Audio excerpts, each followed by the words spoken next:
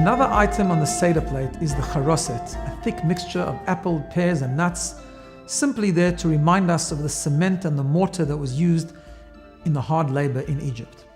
There's another reason, particularly to do with the apples, based on what our rabbis teach us, that the Jewish people are compared to apples, for the reason that in Egypt, the Jewish women, believing that they would soon be redeemed, enticed their husbands to keep living with them and to produce children, even though it was very difficult and under terrible circumstances.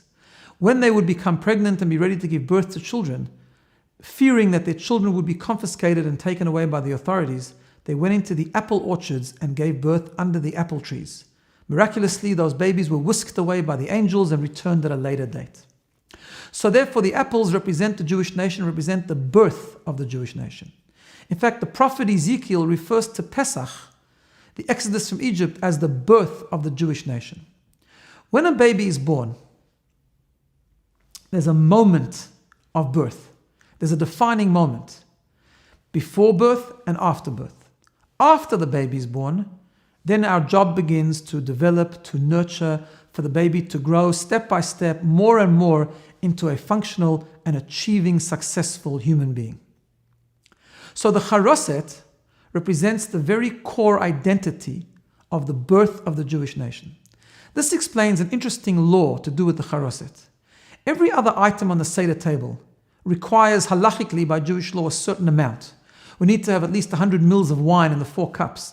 We need to have a certain amount of matzah, a certain amount of maror. Not so the Charoset. Some people like to eat large volumes after the Seder because it tastes good, but for the mitzvah, we just need a drop. Why? Because the Charoset versus the other items of the Seder represent 2 parts of the freedom journey. Charoset represents the birth, the essential freedom that was given to us at midnight. The Zohar tells us that it was midnight on Pesach night, which was the defining moment for the Jewish nation to be transformed from a nation of slaves, spiritual slaves, to a nation of free people. They were born into freedom at that moment. But that was just birth. Like a baby, there was a lot more to do. That freedom needs to be nurtured, it needs to be developed as we go along. So on Pesach night, we take some of the other items and we dip it in Charoset. What we tell ourselves is that the Charoset is the gift of freedom. It's the essential identity of freedom which has been given to us by God from the first Pesach till now. We are essentially free people that cannot be undone. We are essentially have an identity of freedom. That's the small amount of Charoset. It's the moment, it's the defining moment.